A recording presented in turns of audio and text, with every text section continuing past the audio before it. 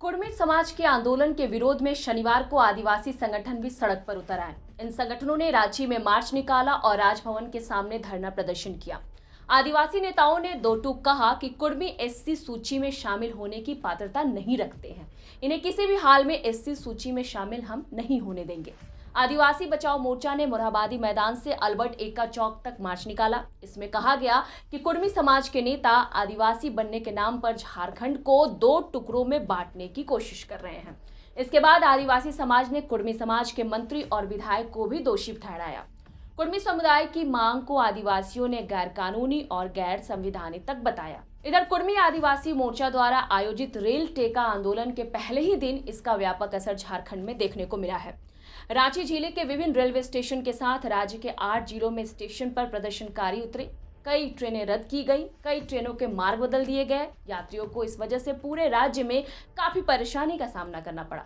हालांकि ओडिशा में वहां के डीजीपी के साथ जो बातचीत हुई उसके बाद आंदोलन को स्थगित कर दिया गया है, लेकिन झारखंड में आंदोलन जारी रहने की घोषणा हुई है। आपको बता दें कि कुर्मी समाज अपने मांग यानी कि कुर्मी जनजाति को पुनः सूचीबद्ध करने, कुड़माली भाषा को 8वीं अनुसूची में शामिल करने और पेशा नियमावली में संशोधन की मांग को लेकर महिला, पुरुष और बच्चे घर से निकल गए थे। लोगों ने नारेबाजी की। नारेबाजी करते हुए रेलवे ट्रैक पर लेट गए और समाज के लोगों की संख्या बढ़ती चली गई, फिर एक भीड़ में तब्दील हो गई। इतना ही नहीं, पुलिस के साथ कहासुनी भी हुई, लेकिन लोगों ने एक न सुनी। बीच बीच में हटने के लिए अनाउंसमेंट्स होते रहे, लेकिन किसी पर कोई असर नहीं पड़ा।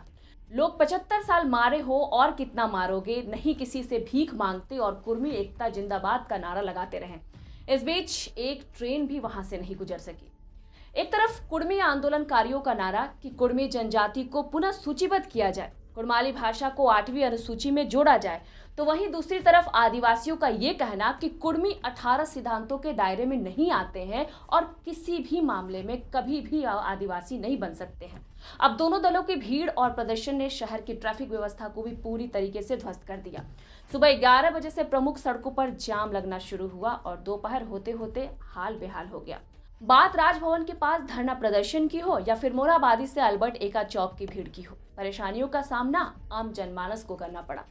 लोग वैकल्पिक मार्ग की तलाश करते रहे, लेकिन शाम तक कोई दाल नहीं गली।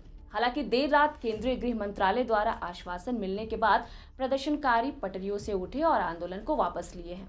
अब ऐसे में ये देखना है कि इस आंदोलन की जो आवाज है वो कितने दूर तक जाती है और आदिवासी समाज इसका विरोध करके इसको रोकने में कितना सक्षम हो पाता है। तो फिलहाल इस रिपोर्ट में इतना ही। आगे की जो अपडेट्स होंगी मैं करूंगी आपसे साझा। आप देखते रहिए द फोर्थ पिलर। मैं थी आपके साथ सृष्टि।